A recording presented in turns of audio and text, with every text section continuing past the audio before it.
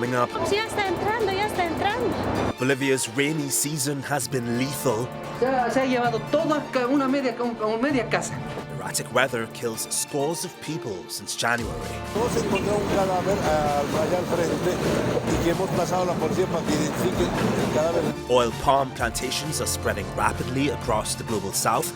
Scientists say they've come up with a production technique that won't kill native species. If this is successful, it could uproot an already profitable industry. The way the industry is expanding right now is incredibly destructive. And Washington announces new plans to protect the Colorado River. Its water tens of millions of people rely on. Tens of millions of dollars were announced last year to improve water infrastructure. Has any of it helped so far? That's a good question. Just 2 degrees is on now. God, it's like a house of cards. There's less water in the system than people think they have the rights to use.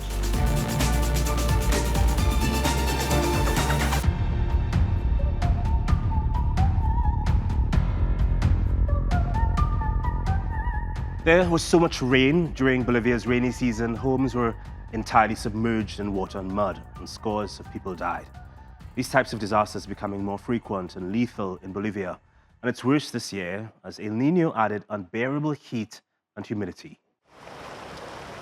This is a neighborhood east of Bolivia's capital, La Paz, after the Yelani River burst its banks. The water left many areas inaccessible and people without water and electricity. Residents say they were left to fend for themselves. Vemos que no podemos dar abasto con el desastre que son las lluvias terribles. Como verán, los vecinos aquí se han organizado y los vecinos están construyendo gaviones para proteger sus casas y sus espacios. It's been tough keeping up with the erratic weather. These rains followed months of drought that left lakes and rivers barren. And one of the country's warmest winters was marked by unprecedented heat and wildfires that burned through 3.3 million hectares of forests and pastures. Cada noche no dormimos, pensando en que nuestras casas se van a ir y no tan solo Since December, it's the wet that's plagued the region, not the dry. Saturating rain caused major landslides and damaged or destroyed 1,300 homes. Dams that were nearing empty in October now threatening to overflow. Some people were forced to create gutters to divert mud and water as they waited for assistance from the nearly 3,000 soldiers deployed by the government. At the time of this report, local media said nearly 50 people were killed, including at least 12 children. One child reportedly drowned after falling into a strong current in Cochabamba, a small city usually surrounded by healthy forests. Afectó y el cambio climático ha venido como efecto también de las quemas de los árboles que han evitado, han impedido, y esto se estudia mucho en el derecho ambiental, que han impedido que esas barreras naturales que detenían las lluvias y lluvían en los lugares naturales. With the trees gone, lagoons of stagnant water have formed. They're the perfect breeding ground for mosquitoes and resulted in a 48% increase in dengue fever infections. The Colorado River stretches more than 10,000 kilometers from Denver to Los Angeles and provides water to roughly 14 million people. The crippling water shortages have led to a conflict among the 7 U.S. states and indigenous tribes that share it over how it should be managed. Well, officials in Arizona and California unveiled a plan to limit farmers' water use, but an overarching river pact is yet to be agreed on. It comes against the backdrop of a 23-year drought that's been reducing water levels at reservoirs. That's despite a pair of wet winters that eased drought conditions in the West. The headwaters of the Colorado River are up in the Rocky Mountains in Colorado. Right now, looking outside my window, I can actually see up there, it's getting quite a bit of snow. But I mean, in past years, it has been incredibly variable how much snow has been getting up there, and that's really important to the amount of water that feeds that lake, that ultimately feeds the whole Colorado River system. Yeah, you mentioned the snow and rain, which you guys got a lot of over the winter period. Is the Colorado in a better position because of what's happened this past winter? It's always tough it's tough to say that because it's so variable from year to year. I mean, sometimes people look outside and they see, oh, we had a good snow year this year, we had a good rain year. That doesn't always mean that the river actually did that much better. What really matters the most of the Colorado River is the snowpack, the amount of snow that sticks up to the mountains. Rain is great, but really what we need is snow because snow feeds the reservoirs through the creeks and the rivers that feed that whole system. And it lasts longer throughout the year as the snow melts later in the season. It helps to keep the reservoirs full later in the season. As far as I understand, and according to local media, tens of millions of dollars were announced last year to improve water infrastructure and help ensure compliance with interstate water compact obligations. And I believe more this year. So has any of it helped so far? That's a good question. I mean, the system is so it's built on it's like a house of cards. You know, it's built on a compact that was signed in 1922, and from that point forward, we have been allocating, meaning that there's less water in the system than people think they have the rights to use. So we're trying since the 1922, we've been trying to use more water than the system actually has.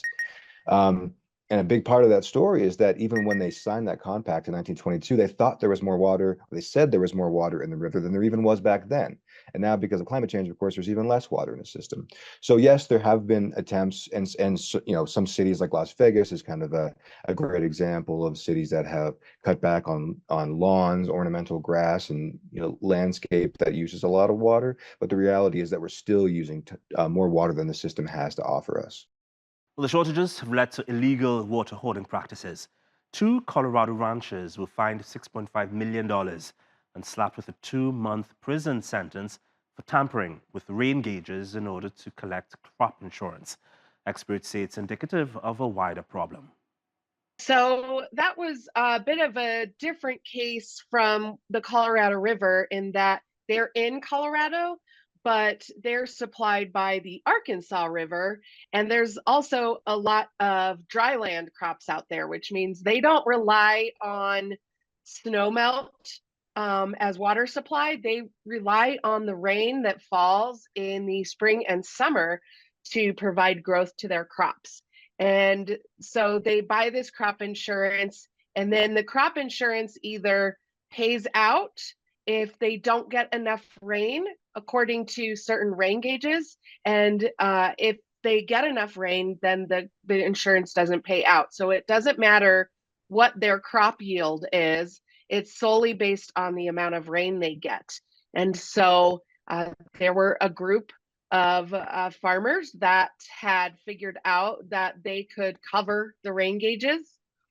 One of our gauges that we at Colorado State University own and maintain, they had taken silicone and covered the hole, the opening. And so they were able to cover these so that less rain accumulated, and then that information that showed that it wasn't raining got them their crop insurance payouts. And our office had initially noticed an issue with the National Weather Service as well. This was going back to early 2017. So this has been a long, ongoing process to find out what was going on.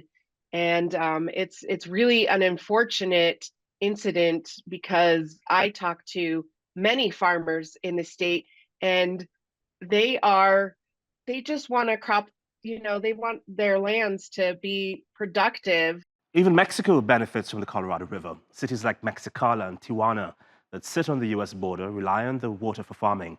There's actually a treaty between the two countries that keeps the supply flowing with provisions to accommodate periods of drought. But this next report isn't about water from the Colorado, which, by the way, does not go all the way down to Mexico State. Mexico State is experiencing its own H2O issues. Mexico State's Zumpango Lagoon once teemed with life. It's been known to host as many as 150,000 migratory birds, but the area hasn't received much rain since the start of 2024. The year earlier was, in fact, the driest on record since 1941. Que era un oasis aquí, no algo bonito, y ahora seco, que me siento devastado, ¿no? Débil, ya no poder ganar un dinero, un ingreso que me pudiera yo seguir manteniendo. Zumpango isn't the only lake Mexico State relies on. Quito too has seen much better days. The country's second largest freshwater body is now a cemetery. Esto es parte del cambio ambiental global. Esta modificación en la normalidad y estabilidad de los ciclos meteorológicos, ¿sí?, es lo que está ocasionando predominantemente la falta de agua. Mexico's water challenges have been mirrored across the Americas. At the end of February, authorities in Canada classified 71% of the country as abnormally dry or in moderate to exceptional drought. The US states of Louisiana, Texas, and New Mexico have experienced similar conditions. And in Latin America, Brazil, Chile, and Argentina too have been working on plans to keep the taps running. Porque yo, el Señor tu Dios, soy un Dios celoso. It may be some time before residents in Mexico City to get some relief from the dry spell. The Cutzamala Dam system is at a critical level of 38%. It was 46% a year ago. And the rainy season won't start before June. Until then, Así tu voluntad será nuestra alegría. Some are looking up for the answer. Pues ya no tenemos nada, entonces pues tenemos que buscar en otro lado. Liquid gold, but can it be sold? Tunisia's small and medium olive oil farmers are looking to cash in on their crops. But those at the bottom in this top olive oil producing countries can't seem to turn their extra virgin into extra profits. Tunisian olive oil producers sell 90% of their raw product to Spanish and Italian competitors, who repackage it and make bank in resales. Well, Tunisian producers want a cut too. Their ambition is to bottle and label their oil to make it more valuable for export. But for now, they'll have to bottle that ambition. زيت الزيتون هو سلسول الظهر متاع البشر، هو عماد الاقتصاد، هو ثروة مهدورة. Wasted because their plan is not likely to work. Unpredictable weather patterns in Tunisia shrink harvests and muddy margins. Olive trees need a long hot summer and a cool but not freezing winter. Flowering and ripening depend heavily on steady temperatures in spring. But in recent years, severe heat waves and drought have taken their toll. معناها يلزمنا العيد الصغير باش نكمل الزيتون، زيتون اخضر ما يتجمعش، تجي تجمعه شاد ما يتجمعش. هي ما زالت خضر، يلزم الزيتون الطيب. المناخ بدل الوقت الربيع ولا صيف والصيف ولا خريف والخريف ولا الشتاء. But the biggest obstacle is the industry itself, which pits a large number of small farmers against a much smaller number of large producers, all looking to export their oil in what is known as a rentier economy, one that gives a select few the power to create wealth, dominate the market, and even decide who gets to participate. Farmers' rights group Alert, a French acronym for the Association to Fight Against the Rentier Economy, explains how it works with duty-free olive oil export rights to the EU. أولاً بكرس شروط اللي فيه شرط 700,000 دينار كرأس مال، وهذا نشوفوه في آلية شرط مقصي. وثانياً فيما يخص الحصص في الاتحاد الأوروبي اللي ديوان الزيوت هو اللي يختار أقلية باش يعطيهم الحق في التصدير. The restrictions are meant to make it easier for EU regulators to trace Tunisian olive oil imports, but they also enable the rentier approach, and banks are in on it too. 10% من المصدرين يحتكروا 70% من كميات التصدير، 69% من مداخيل التصدير، في حين أنه أكثر من 51% من المصدرين ما ينجموا يصدروا كان 1% من الكميات، 1% من المداخيل. هذوما الأشخاص اللي يصدروا أقل من 100 طن في السنة. علاش الموضوع هذا؟ على خاطر لتصدير زيت الزيتون أهم شرط هو شرط مالي. البنوك هي اللي تختار شكون تعطيه كريديت كومباني، شكون تعطيه قروض الموسمية باش ينجم هو يسيطر على الميدان. And despite a tenfold rise in the price of olive oil in the past decade, smaller growers aren't seeing a rise in the loans they get to operate, if they even get a loan at all. And I spoke to anthropologist and entrepreneur Soraya Hosney about Tunisia's olive oil industry woes. Let me start by saying that I can sympathize with Tunisia's system that allows oil to be exported in bulk, to only then be processed and labeled as European. The Caribbean has the same issue with chocolate, But why does the Tunisian government allow that system to continue? Tunisian government has taken several measures to counter this market effect. For decades and since independence, Tunisia has only sold bulk olive oil. So in order to change the system, there's many steps that needs to be taken for that to happen. One measure that the government took the past couple of years is to help producers that sell bottled olive oil to export easier than bulk olive oil, and complicates bulk trade for bulk buyers. However, the problem isn't just from the Tunisian government. I have to say that the market is designed in a way that makes producers other than European producers puts them in a very difficult situation. We don't have distributors that are Tunisians in Europe or other countries. We don't have the infrastructure in the country to really take the bottled olive oil industry and go for it. In Europe today, you have two labels, European Union or non-European Union. You know, that is how European market discriminates in the trade, and it doesn't benefit farmers in Europe or farmers anywhere else. One of those European threats to Tunisian olive oil is Spanish oil varieties, which are increasingly planted in Tunisia because they grow so quickly. What kind of strain does that put on local water resources? You know, the new strain coming from either Spain or Greece require double the water than the Tunisian variety that are the most drought-resistant variety in the Mediterranean region. In fact, thousands of years ago, the Tunisian strains were planted in Spain when Spain was hit with heavy drought. So it should be the reverse. We should be planting Tunisian strain in countries where there is heavy drought, when we know there is water constraint. And it is not just the strength that are planted that are not endemic to Tunisia. It is also the irrigation systems. They're just not appropriate for our region. You know, we just use regular irrigation system and they leak and they don't have any monitoring possibility to see how it can be improved.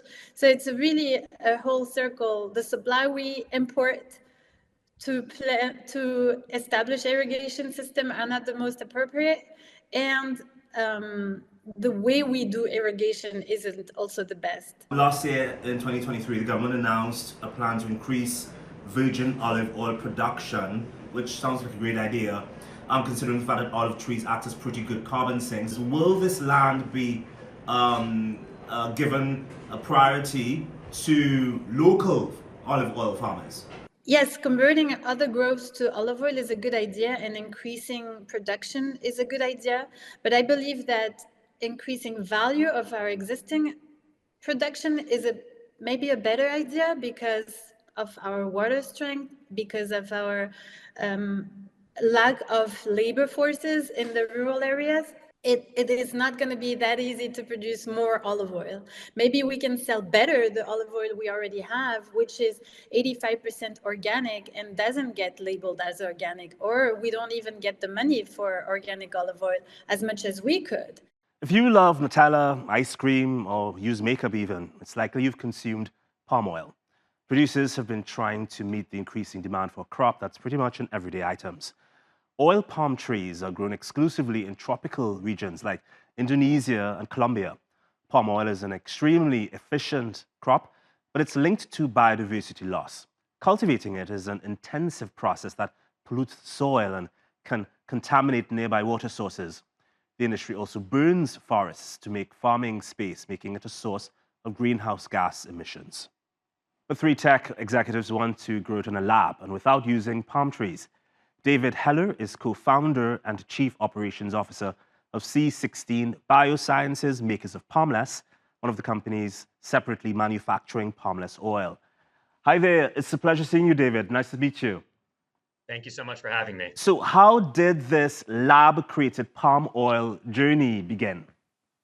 So this journey actually began in 2016.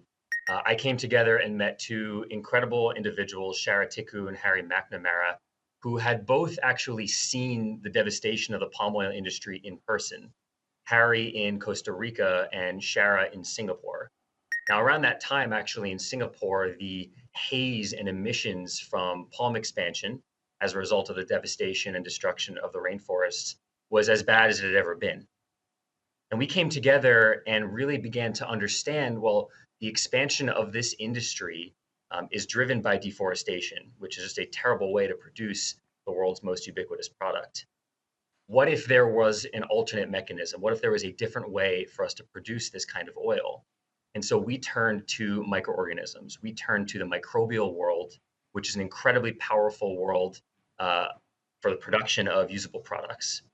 And it is possible to use yeast in particular that naturally convert carbon sources into an oil that matches palm oil's profiles in many ways. It's awesome. It's really commendable that your motives are environment-based. Without giving away your secrets, David, can you tell us exactly how you're able to do this in a way that mimics the original product? Absolutely. So one of the most important aspects of palm oil is the chemical makeup. It's made up of different fatty acids. Some of them are saturated, some of them are unsaturated. And it's about a 1-to-1 balance that makes palm oil so useful and ubiquitous in all different kinds of products, about 50% of products on supermarket shelves. At C16, we leverage a centuries-old technology of fermentation, which is how microorganisms convert sugars and other kinds of carbon sources into usable products. And our process is built around an incredibly robust and an incredibly scalable oil-producing yeast that naturally stores a very high percentage of its cell weight as lipids. And we've built a bioprocess with very specific conditions for growth and for lipid production, such that our microbes can produce an oil that matches that saturation and unsaturation levels that you find in palm oil today, so that our oil can function in the same kinds of personal care and food applications that palm oil is used in today. I'm going to ask David, were any animals hurt in the testing phase of this product? There's no animals used in the testing phase of this product. Fantastic. So if this is successful, and it sounds from what you're saying it already has been initially, and this is rolled out on a massive scale, it could uproot an already profitable industry. Do you see what you're doing eventually replacing how things were traditionally done? So this is an incredibly complex challenge and an incredibly important product, right? Palm oil is the most ubiquitous vegetable oil in the world. It's currently a $250 billion industry that's expected to quadruple by 2050. The way the industry is expanding right now is incredibly destructive, and yet the demand for the product is increasing rampantly. So we need to find better ways to produce this oil and produce this product so that our supplies can meet the demands that are required as a result of population growth and increase. We know that microbial oils are that future production mechanism for production of this product. We don't envision a world where all of the palm oil that's produced on plantations today go away. We know that that oil is still going to be needed to meet the demands of the industry. But we want to reduce and prevent future destruction of rainforests. And in order to do that, we know that production using biomanufacturing as a scalable and efficient mechanism is the way to move forward to supplement that increased demand. Interesting. What has been the response from palm oil industries? I keep imagining that this will turn out to be a similar situation where you have milk companies versus plant-based milk companies, with each of the other heavily criticizing the next. So it's a really important point. The current palm oil industry understands the importance of the product. They also understand that there are changes and improvements that are going to be needed to the way that their product is produced from a sustainability standpoint. Manufacturers and CPGs also recognize that their supply of palm oil needs to be traceable and needs to be transparent. And so today what you have are two different production schemes, one from an agricultural source and a new alternative coming from a microbial source that both have benefits.